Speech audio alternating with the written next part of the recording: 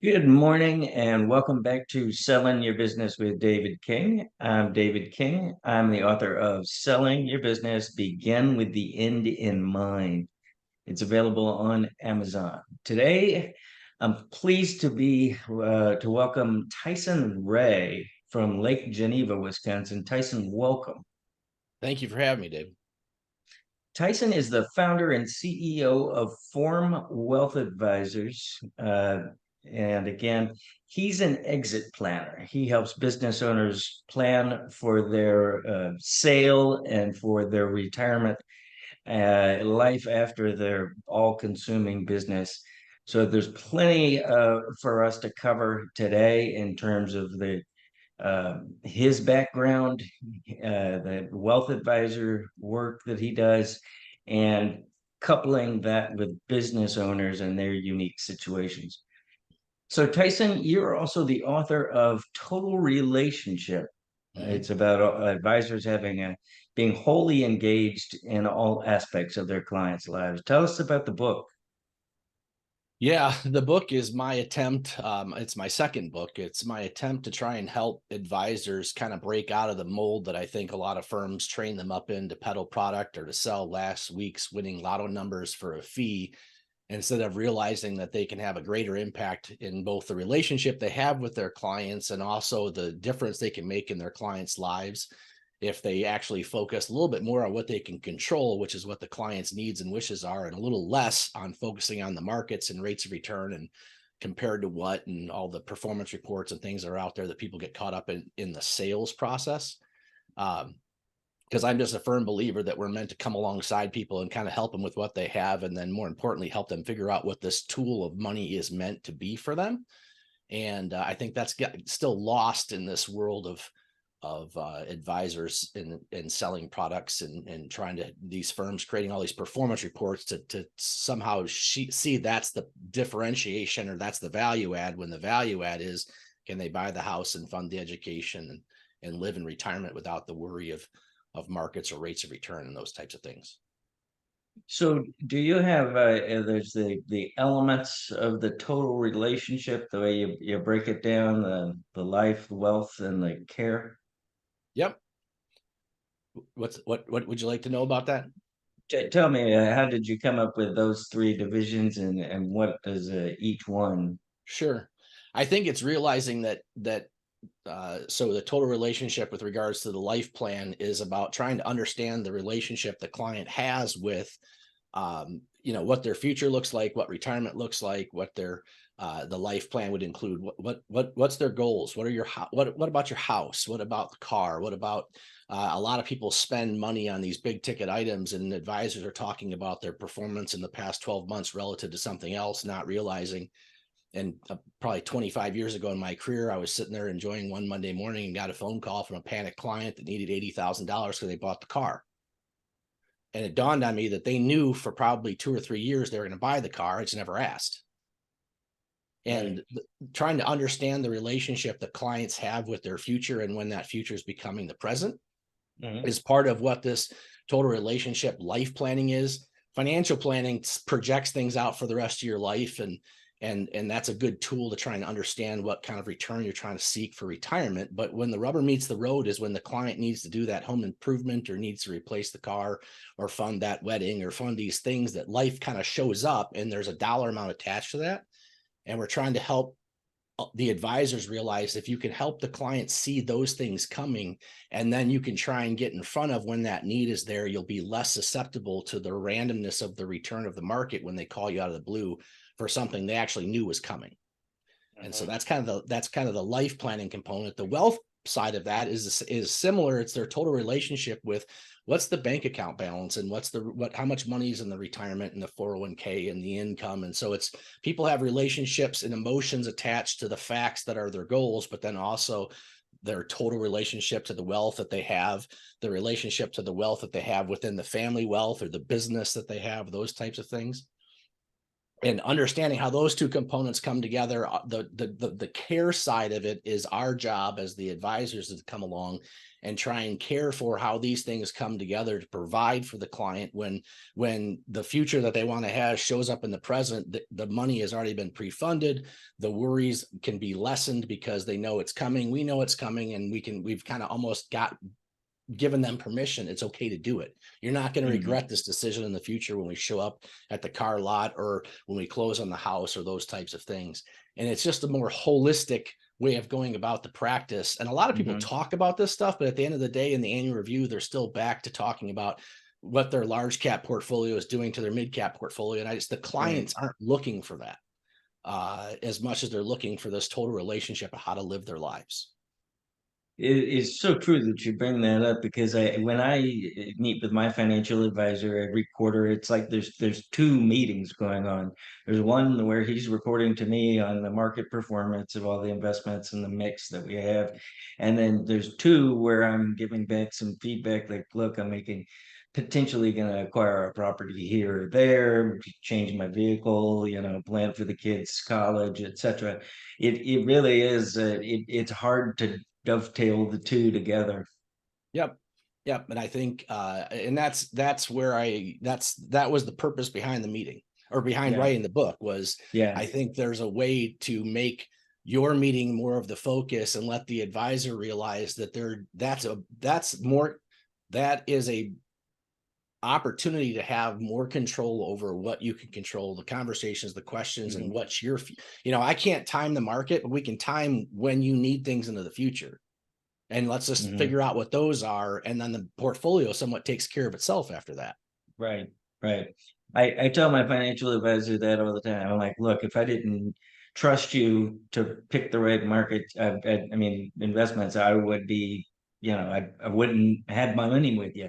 So, you can tell me how things are doing, but the advice I really need is outside the four corners of what you're prepared to talk about right now. This reports you've got to share with me, I kind of already know how the market's doing. I can see that it's not been doing well the past couple of years. At least it's been a little flat. I would put it Yeah. mildly there. And I think that why I wrote the book is that there's so much training that these firms give these advisors to show these nice reports or to talk about the market or to talk about Mhm. how things compare to other things looking backwards in the past. And they're not as equipped to have the conversation that totally encompasses what your needs and wants and future is, and then how that plays out in the next 6 months, 12 months, next year. And that's why we wrote the book, to try and help equip that advisor to start having maybe a different conversation and Yeah. build a deeper trust and a deeper relationship with the client. So let's apply this holistic view to business owners and let's go back a little bit into your background. When did you start working with business owners? When did you decide you were going to become an exit planner? Uh, Yeah. I've been doing this for 25 years. mhm. Before I knew I wanted to be a business exit planner, I had acquired six different practices probably in the first 15 years or so of my practice. Five of the six went off well. The last one didn't, and it was more my fault for not doing enough due diligence and feeling like I was going to be the savior of the transaction and just make it happen and make it work. Um, I think probably a few years later, honestly, I was starting to get, I don't want to say bored, but the business became very easy to me for the process and the procedures we have to basically build these relationships and help people and then have people take care of those people. And I felt like, what's my next challenge? And right about that time, I had been dealing with a client that I'd had for my entire career. It was an eye doctor, and he was ready to retire. And his whole plan all along was to turn over this practice to his junior eye doctor that was going to buy him out. And she was much more like a daughter than she was this partner.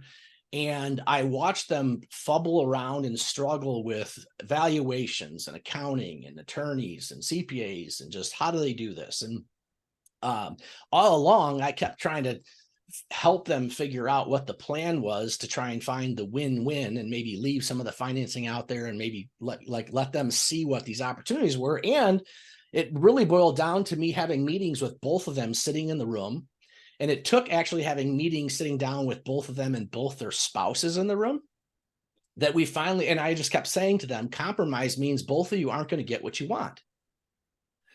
And what was ironic, and I don't know how it came up, I don't know where I got it from, other than I think just years of experience. But when the spouses sat down and we went to start the meeting, I said, I want to write down first and foremost what you're most afraid of.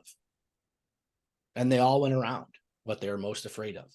And some were afraid about relationships, some were afraid about the business failing, some were afraid about not getting enough or paying too much. Anyway, we worked through, the bottom line is we worked through a plan to figure out exactly how it was going to work. Everybody agreed to it.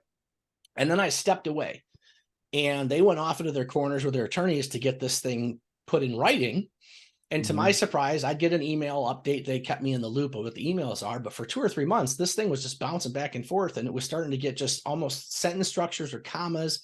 And all of a sudden the terms are starting to change. And I was reaching out to both parties, the junior doctor and the senior doctor, and they're like, no, but my attorney said, and I had to finally call both attorneys and have a conference call with both of them and say, knock it off. Like, we had this done. Yes, they don't get what they want. And yes, she doesn't get what she wants, but this was the agreement and this works. And I just felt like left without someone to kind of help represent the business and represent kind of the interest that were of what was the common ground, if you will, to do the transaction. It would have just been this legal bill just kept running up.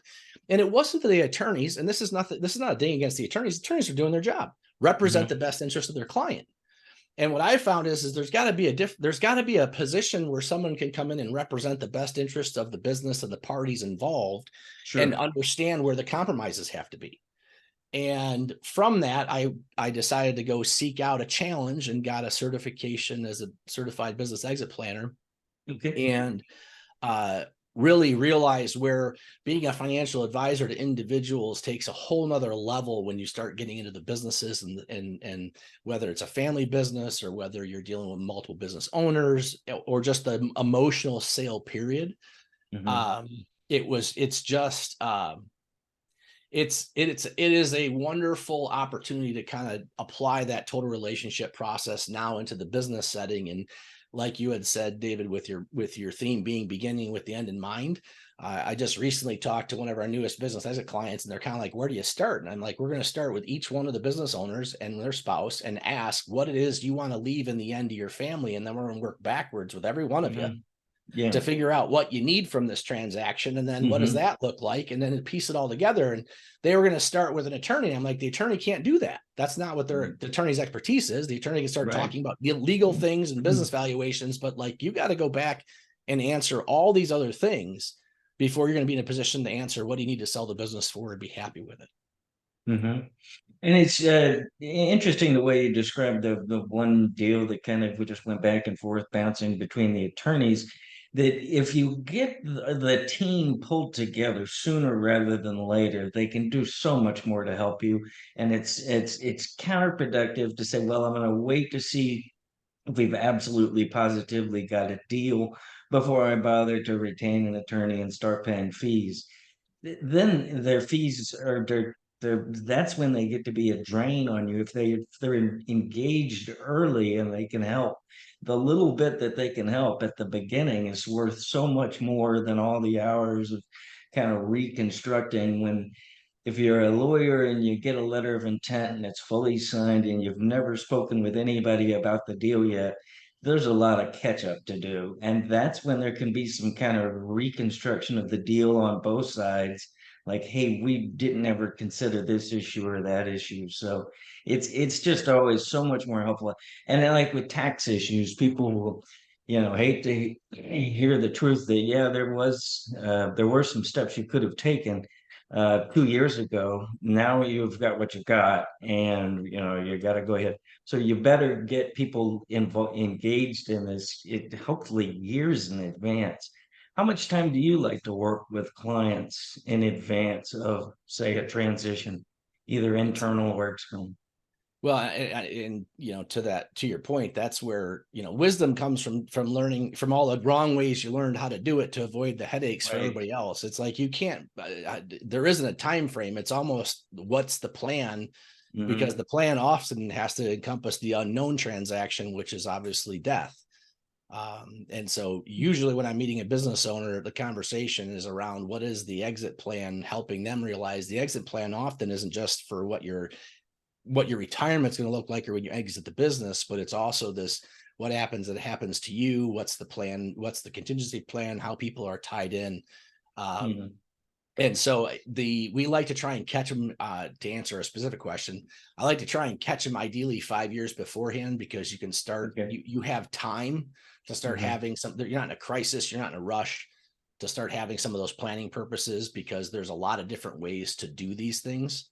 And then it's depending on whether it's an internal sale or you're selling to a third party or it's within a family type setting, but it's to try and Mm-hmm. understand about, and this, we do the same thing for individuals for retirement. It's like the more time I can catch you before you retire, the more we can prepare for that event. You call me the day you're walking out the door, there's not a lot we can do on the prep side of things, and you Mm-hmm. lose a lot of benefit or options, really, especially with your tax planning.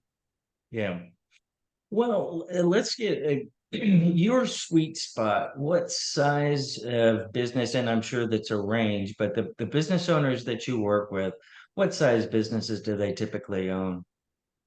Yeah, I think I think there's a underserved category. It seems there's a lot of institutions at play and a lot of banks and trust departments and law firms and accounting firms, for that matter. They're all chasing after. In our area, it's the probably 30, 40, $50 million business and up. The mom and pop, 5 to $25 million business is almost, they almost don't even want to deal with them because there's not enough whatever it is they need fees Mm-hmm. out of it. And I really think that's a really misserved area. So we kind of Mm-hmm. have a specialty service, if you will, to come in and help those. Um, the most recent one I did, and it was involving an estate. The valuation of the family's wealth was about 150 million, and it was, I was just dumbfounded how, because of how big the business had gotten and how complex everything was, people stopped paying attention to little things like, are the documents signed? Was Mm-hmm. anybody paying attention to that? The irrevocable life insurance trust from the trust company has been sending you notices saying this second to die policy is going to lapse because it's been underfunded, but no one was reading the fine print. Mm-hmm. And there's a reason why when we come in with a total relationship, we want to see everything and have a second set of eyes on everything, is Mm-hmm. because it's these little things that people take for granted. Yes, I have this. Well, okay, well, show me the signed copy. Because if someone dies or you're going to actually have that transaction, those signed copies actually need to be produced. And sometimes they can't find them. Mm-hmm. Or heaven forbid, it's the draft. And then you call the law firm and they're like, well, they never signed the sign. They never sent us back the signed one. And so it reminds me that, the plumber's pipes leak and the shoemaker's kids don't have any shoes. The Mm-hmm. bigger the business got, I think some of these professionals were so enthralled with helping the family with this bigger, better business that they lost sight of some very basic fundamentals, or they just assumed, like, there's Mm-hmm. relationship fatigue, that people just assume, well, of course that's done, because we Mm-hmm. built this whole thing off that premise. And part of the joy we have of showing up is kind of show us the proof, and the proof for us is the documents, and going through those and making sure that beneficiary designations are right, and what you told me is actually written in these documents, can go a long way. But as far as dollar amounts are concerned, I grew up with an eviction notice in my refrigerator when I was little. I don't put a value on people based on how much money they have, or that somehow because their business is bigger they should get a better type of service. What I found is I'm looking more for the type of client that wants to appreciate having someone come in and kind of give a second opinion and kind of double check the work of everybody involved to make sure nothing was missed. Yes. That's the same approach that I take in terms of the businesses, legal records, and that sort of detail. That due diligence is where deals are make or break. They're going to dig through the buyer's attorney is going to dig through everything, and anything that needs to be fixed is going to have to be fixed. If it can't be fixed, there may be a deduction off the price, or if you may derail a deal altogether. And particularly like if you don't have reliable books, if your accounting's no good, then nobody's going to rely on anything. You want to be sure that you do your own due diligence before the buyer does, so that if there's anything wrong, you can fix it before the buyer ever sees it. So this is again part of getting your team together early on, and really scrubbing the details before the buyer does, because then it's obviously not going to be getting the same sort of friendly eyes, and the level of scrutiny is going to be much higher. Yeah, and then especially in the family businesses to help them clean the books up, where you get some of, may I say, the personal expenses that yes, it's a justified business expense, but to another business owner, they wouldn't count that as a business expense, and Right. clean those books up, because a lot of the family businesses, and I think a lot of the smaller businesses, tend to take for granted the tax efficiencies, but by taking advantage of tax efficiencies, you're lowering the valuation of your business. Right, right. And with being this is kind of an interlude here, but being a financial advisor, the financial advisors I've had on in the past have got to make some disclosures. At some point here, if you want to make any sort of disclosures you have to make for compliance, that's fine. Or if you want to wait until the end, just let me know. Yeah, no, I think the disclosures I would need to make is that, we custodian with Raymond James, and the information that I'm sharing is mine and not theirs. And then outside of that, because I'm not and don't have any product to sell or position to try and justify why I'm spending my time with you today, I Okay. don't have to deal with anything else, because this is more about that total relationship book, and more about advice about how people could try and help people, than it is about trying to sell anything. Okay. Usually the Well, disclosures are around some type of sale. right. Okay. Well, that is much simpler than they usually are with financial advisors who Yeah. go. The clients that you work with and the value of the businesses they own relative to their whole net worth. Now I can run the gamut here. A lot of the small, family business owned, they can be an extremely large portion of their net worth, and it's an absolute tragedy if they can't, pull those chips off the table. Do you have the range of clients that have, more or less of their net worth tied up in the business they're going to sell?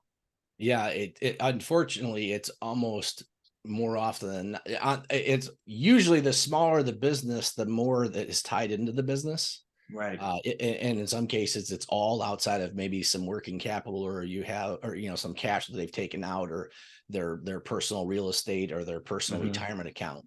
Right. Uh, and a lot of times, it's helping point out that there's some of the strategies of balancing, taking some reasonable compensation, as far as justifying in the business, this is what the actual CEO or president's salary would be in the marketplace. Let's make sure that that's representing, or you're taking that out as the compensation to justify the job, and it's an expense to the business. So if you step away, that expense is in that business. So that could be what that other, or if you go to hire somebody else, what that other role would end up being.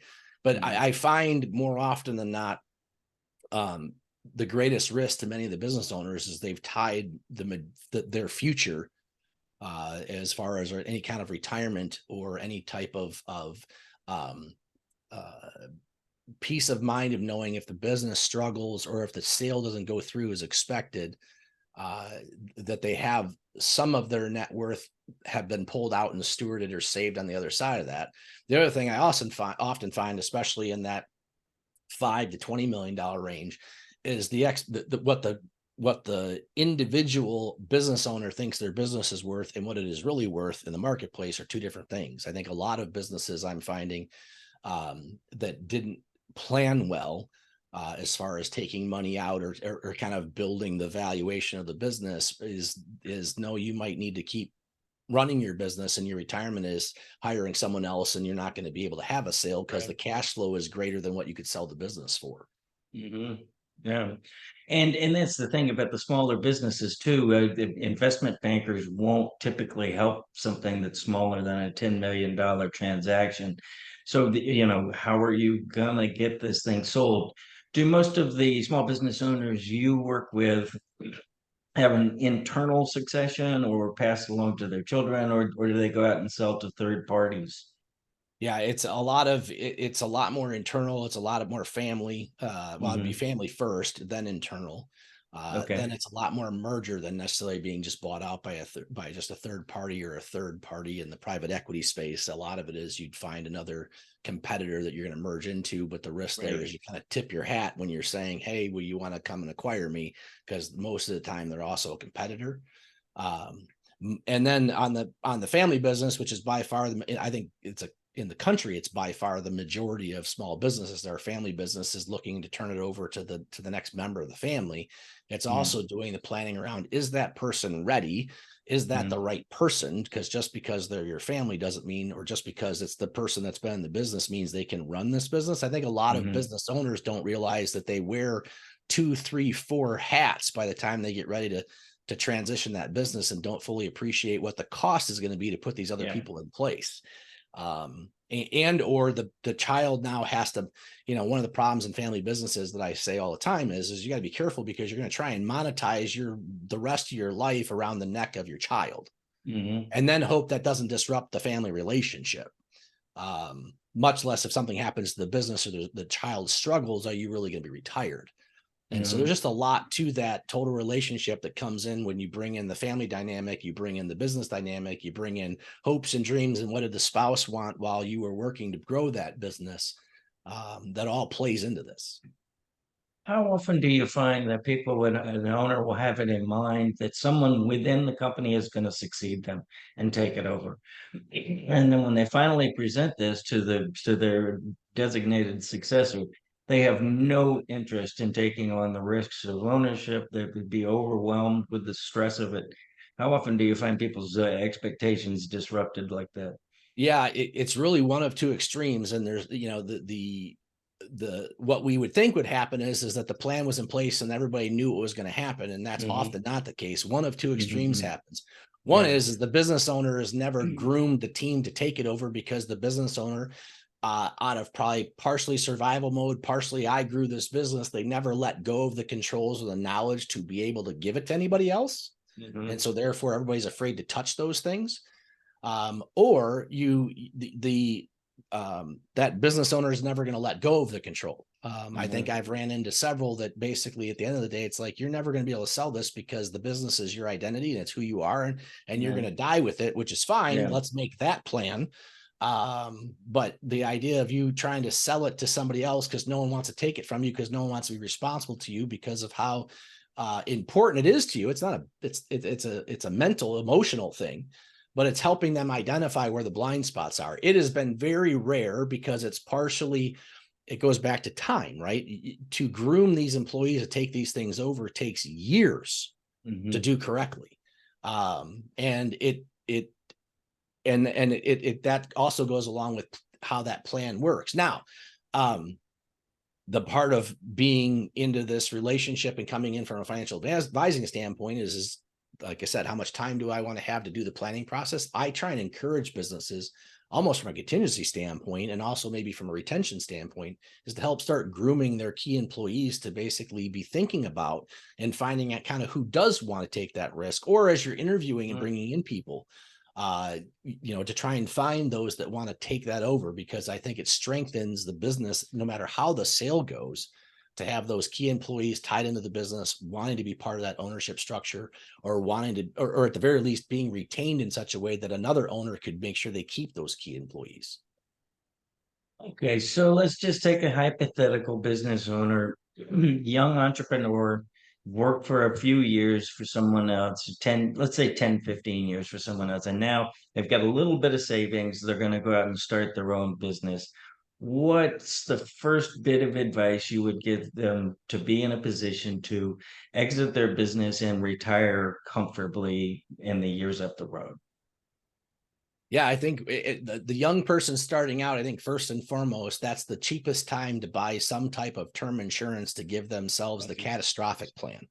Uh, Hmm. not the whole life insurance. It's expensive for the rest of your life. There, when you're starting out a business, or what I would probably say in the first decade of your business, especially if you're probably in your 30s, 40s, term life insurance is still very, very inexpensive, and you have a term of your life that has a death component that's a great risk to you, that for Mhm. pennies on the dollar, you can cover that with insurance, and that will help you in a lot of different ways. A lot of business owners find out the hard way if they're going to go build the building or do the expansion or go take the multi-million-dollar debt out from the bank, that one of the Mhm. terms of the bank, at surprise, is you need insurance. Well, Right. if in your 30s you buy a 30-year term policy for $1 million or $2 million for a couple $100, and now the bank comes back and says, hey, we need to have $1 million of insurance on you, and now you're 50, it's Mhm. really expensive to go get that, if you Right. can get that, if you had any kind of pre-existing conditions. And so I'm not an insurance salesman. We recommend insurance when you have an insurance need, and a lot of young business owners don't realize the value and the flexibility of just a simple term policy can give you in the business succession and exit Mhm. planning standpoint. If somebody else was in the process of getting started, obviously, that bringing in the accountants and the attorneys to help figure out what the best tax structure is.